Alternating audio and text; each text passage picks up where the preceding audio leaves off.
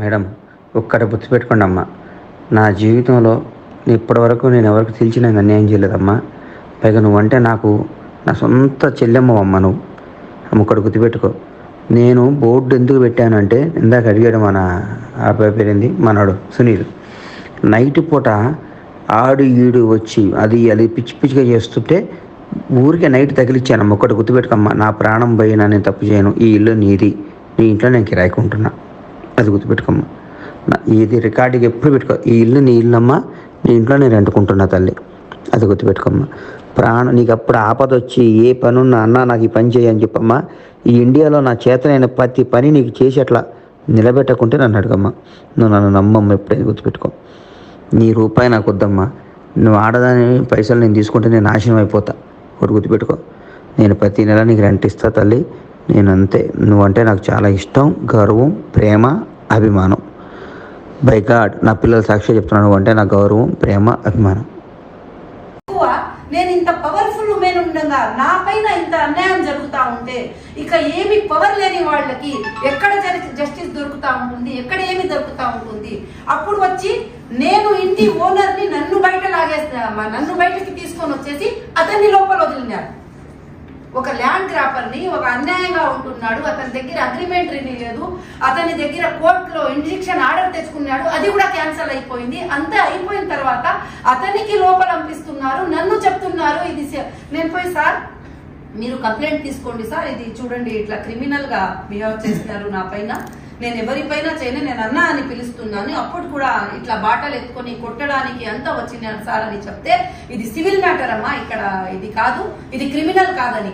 కానీ ఎవరు కానీ అన్యాయంగా ఉన్నాడో వాడైతే వాడికి అంటే ల్యాండ్ డ్రాపర్లకి అంతా పోలీస్ ఇట్లా ప్రొటెక్షన్ చేస్తే ఓనర్లు బయట అయిపోతారు, ల్యాండ్ గ్రాపర్లు రౌడీ సీటర్లు అంతా లోపల కూర్చుంటారు అన్నమాట. వాళ్ళకి చాలా ఫ్రీగా ఉంటుంది. అట్లాగే మాది ఎస్ఏ కాలనీలో కూడా మొన్న జరిగి ఉంటే అప్పుడు మేము పోయి హైకోర్టుకి రీచ్ అయినాము. ఇట్లా చేస్తున్నారు, అన్యాయంగా బీగాలు తీసుకొని వెళ్ళిపోవడము అంటే కమిట్ అయిపోయి వాళ్ళకి సపోర్ట్ చేయడం, అన్యాయంగా ఉండే వాళ్ళని లీగల్ ఓనర్స్ కి బయట తోసేయడం, ఇట్లా జరిగితే టోటల్ గా అన్యాయం అవుతుందని ఈ ప్రెస్ కాన్ఫరెన్స్ కూడా నేను అదే పెట్టి చెప్పాలని. అన్యాయం ఎప్పటికీ గెలవదు. ఇప్పుడు ఇంతకు ముందు జరిగిన దాంట్లో కూడా మనము మన డీసీపీ అజయ్ కుమార్ గారికి కూడా, వెస్ట్ జోన్ డీసీపీకి కూడా మనము కంప్లైంట్ ఇస్తే ఇది చేస్తే పట్టించుకోలేదు. ఇక మా లీగల్ అడ్వైజర్లు వాళ్ళు సుప్రీంకోర్టు ఆర్డర్స్ ఉన్నాయి సార్, ఆమెకి డిమార్కేషన్ అయింది, ఈ ప్రాపర్టీ మనది, మీరెందుకు తీసుకొని వచ్చినారు అని చెప్పి అడిగితే ఇట్లా సుప్రీంకోర్టు ఆర్డర్స్ ని డిప్యూటీ కమిషనర్ ఆఫ్ పోలీస్ పారేస్తున్నారన్నమాట. వద్దు మాకు అవసరం లేదని మళ్ళీ హైకోర్టులో పోయి అప్రోచ్ అయ్యి రెస్పాండెంట్ చేస్తే హైకోర్టు అప్పుడు ఆర్డర్ ఇచ్చింది, ఇది సివిల్ మ్యాటర్, పోలీస్ ఇందులో ఇంటర్ఫేర్ కాకూడదు అని చెప్పి అప్పుడు హైకోర్టు ఆర్డర్ ఇస్తే మనము, ఎందుకంటే లాలో మనకి న్యాయం జరుగుతుంది. ఈ స్టేట్మెంట్ ఎందుకంటే అన్యాయంగా ఇట్లా కూర్చుండే వాళ్ళకి 3 స్టార్లు వచ్చి ఓనర్ ని బయటకు చేసేసి నేనే ట్రెస్ పాస్ అని చెప్పి పెడితే వాళ్ళ దగ్గర కంప్లైంట్ చేసుకుని కంప్లైంట్ రిజిస్టర్ అయిపోయింది. అంటే మీరు పవర్ ని, యూనిఫామ్ ని మీరు అన్యాయం కోసం యూజ్ చేస్తారా? పవర్ ని, యూనిఫామ్ ని మీరు జస్టిస్ కోసం యూజ్ చేయాలా, ప్రజల కోసం యూజ్ చేయాలా? అందుకే ఈ రోజు ప్రెస్ కాన్ఫరెన్స్ నేను పెట్టాలనుకున్నాను. కానీ నేను ఆ అన్యాయాన్ని ఎదిరించుకుంటాను. ఇక నేను లీగల్ గా ఏం చూసుకుంటాను. బండ్ల గణేష్ కి ఎటువంటి అధికారము, అర్హత అక్కడ లేదన్నమాట. ఇక నేను ఇంట్లో వెళ్ళి చూస్తే అక్కడ ఎవరి పెద్ద ఫోటో ఉండాలంటే ఎంఐఎం తో కలిసి ఒక చేయి వేసుకొని అక్కడ పెద్ద ఫోటో పెట్టుకున్నాడు ఇంట్లో. వాళ్లతో ఆ పొలిటీషియన్ తో ఈ పొలిటీషియన్ తో ఫోటోలు పెట్టుకున్నాడు. అందరికి చాలా. మళ్ళీ రాత్రి అతని కంప్లైంట్లు అంతా తీసి చూస్తే అతని పైన పోక్సో కేసు, అతని పైన ఈ కేసు 36 కేసెస్ రిజిస్టర్ ఉన్నాయి ఆన్లైన్ పైన. అతను వచ్చి అక్కడ కానీ అతను కంప్లైంట్ ఇవ్వలేదు, అతని కొడుకుతో కంప్లైంట్ ఇప్పించినాడు. అతని కొడుకుకి నేను కంప్లైంట్ ఇవ్వలేదు, కానీ కంప్లైంట్ ఇచ్చిన తర్వాత అగ్రిమెంట్ లో అతను ఒకటే అగ్రిమెంట్ తన ఫ్యామిలీతో ఉంటానన్నాడు. కానీ నేను ఇంట్లో పోయి చూస్తే 20 మంది గూండాల్ని పెట్టుకొని ఉన్నాడు. ప్రతి ఇల్లీగల్ వరకు అక్కడ చేస్తున్నాడు. ఇప్పుడు రేపటి నుంచి హ్యూమన్ రైట్స్ కి కూడా లెటర్ రాసి ఆ ఎంక్వైరీ జరపాలా, ఎవరెవరు లోపల ఉండాలో అని. ఎవరెవరు లోపల ఉన్నారో అందరు ఆధార్ కార్డులు అన్ని కావాలా మనకి, అది మనము తీసుకోవాలన్నమాట జాగ్రత్త. ఇది మీరు న్యాయంగా నా వయసుని బయటకి తీస్తే ఎంతో మందికి ఇట్లా అన్యాయంగా సతాయించే వాళ్ళకి ఈ పొలిటికల్ పవర్ తో వాళ్ళ ల్యాండ్లు ఇవి అంతా గ్రాప్ చేసే వాళ్ళకి న్యాయం దొరుకుతుంది. అందుకోసము మీరందరి సపోర్ట్ నాకు అవసరము. ఇక హైదరాబాద్ ప్రజలకి కూడా అవసరము. ఇలాంటి ల్యాండ్ గ్రాపింగ్ హైదరాబాద్ లో అయితే ఎక్కువ, ఏ సిటీలో అట్లా జరగడం లేదు, హైదరాబాద్ లో జరిగినట్లు ల్యాండ్ గ్రాపింగ్. ఎవరి ల్యాండ్ పైన పోయి ఎవరైనా కూర్చోవడము, ఎవరి ఇంట్లో పోయి ఎవరి దూరి కూడా కూర్చోవడము. నాకు ఈడీలో అటాచ్మెంట్ ఉన్న ప్రాపర్టీలు వీళ్ళు పవర్ ని యూజ్ చేసి రిజిస్టర్లు చేసుకున్నారు నాకు బాధలు వచ్చినప్పుడు. అప్పుడు కూడా ఇంతవరకు ఎవరు అది యాక్షన్ తీసుకోవడం లేదు. యాక్షన్ ఎట్లా తీసుకుంటారు? ఎందుకంటే వాళ్లే కమిటీ ఉన్నప్పుడు ఎవరు యాక్షన్ తీసుకోరన్నమాట. అందుకోసము న్యాయం జరగాలని చెప్పి అందరితో నేను కోరుతున్నాను.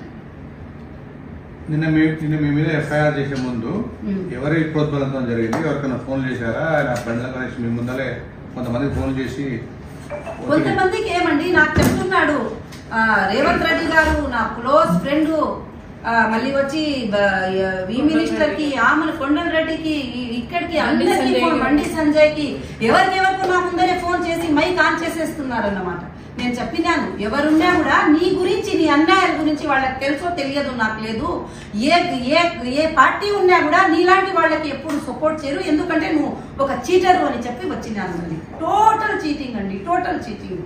అతని పైన ఫుల్ పోలీస్ యాక్షన్ తీసుకోవాలా. అందరికి ఈమెయిల్స్ కూడా పెట్టేసినా, ఆల్ డిపార్ట్మెంట్స్ కి నేను ఈ రోజు అంతా ఈమెయిల్ పెట్టేసినాను. అతను ఎట్లా హరాస్మెంట్ చేస్తున్నాడు, 3 సంవత్సరాల నుంచి నన్ను హరాస్ చేస్తున్నాడు. తక్కువ ప్రైస్ కి ఆ ఇల్లు నాకు అమ్మేయి అంటాడు, అట్లా చేసే అంటాడు. వాడి దగ్గర డబ్బులు కూడా లేదు, అట్లా కూడా చేసేదానికి డబ్బులు కూడా లేదు, నాకు కూడా అవసరం కూడా లేదు. ఇప్పుడు నేను సుప్రీంకోర్టు ఆర్డర్ ప్రకారము నేను సుప్రీంకోర్టులో డిపాజిట్ కోసం నేను ఏ ప్రాపర్టీ అయినా నేను అమ్ముకోవచ్చు అని చెప్పి నాకు సుప్రీంకోర్టు ఆర్డర్ ఉండగా కూడా మళ్ళీ వచ్చి మాటకి బాధలు పెట్టడం. ఇప్పుడు నా 2 ఫ్లోర్లు అతను కబ్జా చేసుకున్నాడు. నేను లేకుండానే డోర్లు ఓపెన్ చేసి అందులో ఉండే వస్తువులంతా తీసుకొని అతని మనసుకొచ్చినట్లు యూజ్ చేస్తున్నాడు.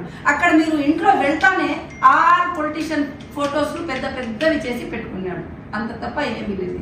ఇంకా మీరు ఆ ఇల్లు అమ్ముతున్నారని తెలిసి బండ్ల గణేష్ ఆ ఇల్లు కొనుగొన్నారో అందులో భాగంగా నేను ఎప్పుడు ఇల్లు అమ్మలేదు. 3 కోట్లు ఇచ్చారు. అండ్ ఎప్పుడైతే మిగతా డబ్బులు తయారు చేసిన సమయంలో ఈడీ జప్తులో ఉందని మీరు చెప్పలేదని 75 crore ఇల్లుని నేను 5 కోట్లకి 3 కోట్లకి నేను అమ్మను. అడ్వాన్స్ అని 3 కోట్లు ఇచ్చారు. ఏ అడ్వాన్స్? అది సెక్యూరిటీ డిపాజిట్ అండి. అది ఇంటి కోసము సెక్యూరిటీ డిపాజిట్ చేసినారు. అది మేము కంప్లైంట్ లో మీ ప్రెస్ మీట్ లో కూడా మేము రాసినాము. 2,25 lakhs సెక్యూరిటీ డిపాజిట్ ఇచ్చినాడు. ఏ రోజు ఖాళీ చేస్తాడో మనకి ఎంత రావాలో ఎంత పోవాలో చేసుకొని మేము లెక్క ఇచ్చారా లేకుంటే వాళ్ళకి అమ్మారా? లేదు, రెంటల్ అగ్రిమెంట్ అండి. మరి ఆయన నిన్న కంప్లైంట్ లో అతని ఎడిటింగ్ డాక్యుమెంట్ చేసుకున్నాడు. ఒక్క సంవత్సరం రెంటల్ అగ్రిమెంట్ కి 9 years చేసి ఎడిటింగ్ చేసుకొని వేరే అగ్రిమెంట్ చేసుకొని కూర్చున్నాడు. నాకు పోలీస్ చూపించింది, నాకు ఇవ్వండి సార్ అంటే ఇవ్వలేదన్నమాట. నాకు పోలీస్ చూపించింది కానీ ఇవ్వలేదు. మాది ఉన్నది చూడండి, అది ఒరిజినల్ అగ్రిమెంట్. 1 సంవత్సరం కోసము ఈ అగ్రిమెంట్ జరిగింది. 1 సంవత్సరం కోసము 11 months కోసం అగ్రిమెంట్. ఏ అగ్రిమెంట్ కూడా 9 years కి అట్లా రిజిస్టర్ కాదు, రిజిస్టర్ లేని జరగలేదు.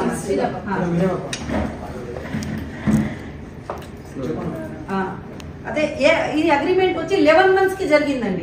ఆ తర్వాత నేను రిన్యూ చేయలేదు. రిన్యూ చేయాలని చెప్పి వచ్చి నేను సెక్యూరిటీ డిపాజిట్ చేస్తాను మీ ఇంటికి ఏమైనా చేస్తే అని చెప్పి 2 crore ట్రాన్స్ఫర్ చేసినాడు. ఆ చెక్కులు కూడా ఉన్నాయి, నేను లేదని చెప్పను. కానీ అతను ప్రతి నెల 4 లక్షలు నాకు రెంట్ ఇవ్వలేదన్నమాట. అది ఎంత లెక్క చూసుకొని అతనికి ఏం రావాలో 1 నిమిషంలో మేము ఇస్త్రీ పారేస్తాం. మాకేం అవసరం. ఈ డాక్యుమెంట్స్ డేట్ వచ్చి 5/6/2021. నా పైన ఇది ఒకటే అండి.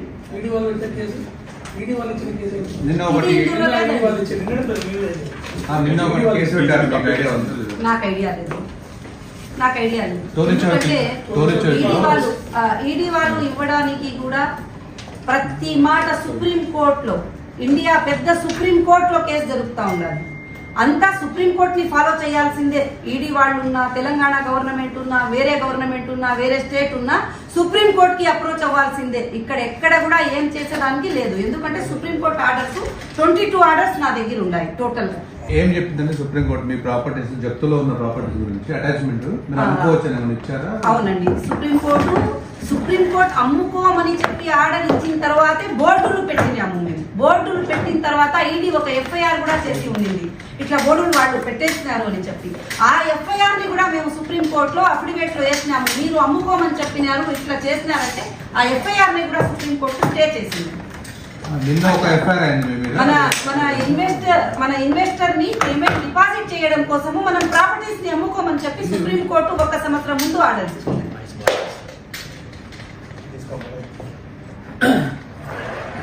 ఏదన్నా ఉంటే అది లీగల్ గా మన దగ్గర ఆర్డర్స్ లీగల్ గా టోటల్ ఏమంటే డిపార్ట్మెంట్స్ మారుతా ఉంటాయి, పాపం ట్రాన్స్ఫర్ అవుతా ఉంటారు. బేసిక్ గా టోటల్ నాలెడ్జ్ ప్రతి కేసులో ఉండదు, కొందరికి ఉండి ఉంటే కూడా మనం జవాబు ఇవ్వడానికి రెడీ. మా దగ్గర ఆర్డర్స్ ఉంటాయి, సుప్రీంకోర్టు ఆర్డర్స్. సుప్రీంకోర్టు కి లీగల్ బుక్ కానే మీకు బండ్ల గణేష్ మళ్ళీ సాయంత్రం ఫోన్ చేసి ఏం చెప్పారు? తప్పైపోయిందాక నాకు క్షమించు ఇది అది అని చెప్పి ఇట్లా చూడండి సిస్టర్ అమ్మా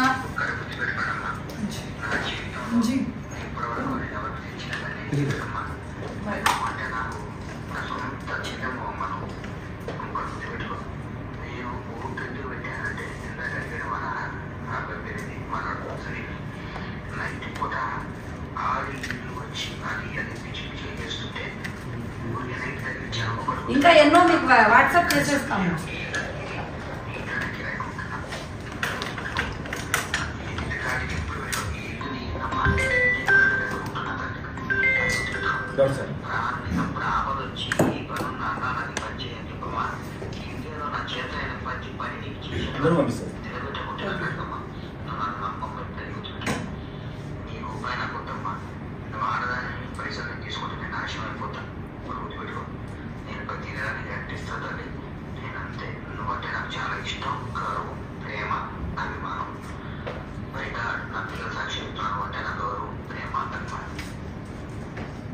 విన్నారండి?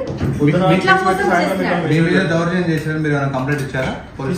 ఇది కంప్లైంట్ ఇచ్చింది, అందరికీ పంపించేస్తున్నా. ఏసీపీకి, డీసీపీ గారికి అందరికీ ఈమెయిల్, కాంతాపురం ఈమెయిల్. వాళ్ళు ఎఫ్ఐఆర్ ఫైల్ అయిన తర్వాత వాయిస్ రికార్డు నిన్న పంపినటువంటి వాయిస్ రికార్డు నిన్న డీజీపీ కూడా ఇచ్చినాము.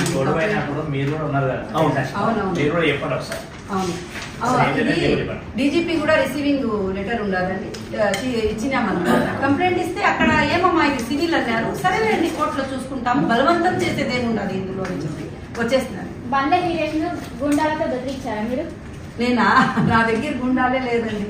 20 సంవత్సరాలు 25 సంవత్సరాల నుంచి పబ్లిక్ లో ఉన్న అందరికీ ప్రేమిస్తాను కానీ ఎప్పుడు నేను ఆ వీడియో మీరు చూడండి. ఆ వీడియోలో అతను గుండాగిరి చేసి బాటలు తోసేసి నా కొట్టడానికి పైకి చంపేస్తాను అని చెప్పి పండ్లు ఇది చేసుకుని వస్తా ఉంటే కూడా నేను ఒకే మాట చెప్పినాను, అన్నా అని పిలిస్తున్నాను. ఫస్ట్ లో కూడా అమ్మాయిలను తీసుకుపోయి చేసి అదేంటి క్లారిటీ ఇవ్వరా?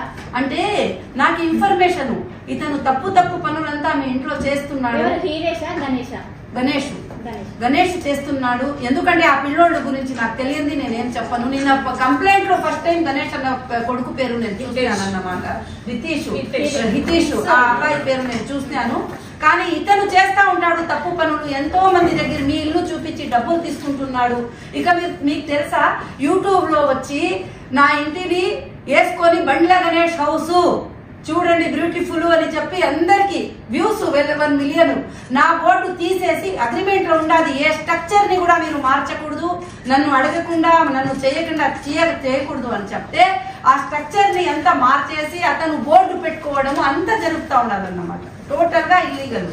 నేను ఖాళీ చేయమంటే ఇట్లా లోపల వెళ్తే బలవంతం చేయడం. నాకు కూడా బిజీలో ఉండి నేను ఎక్కువగా ఇది చేయలేదు. మొన్న పోయి కూర్చున్నాను. ఇప్పుడు అవసరం ఉండాలి, నేను ఆ ఇల్లు వేరే వాళ్ళకి హ్యాండ్ ఓవర్ చేసేది ఉండాలి. ఎవరి దగ్గర మనము డీడీస్ తీసుకున్నాము సుప్రీంకోర్టు కోసము, నేను హ్యాండ్ ఓవర్ చేసేది ఉండాలి.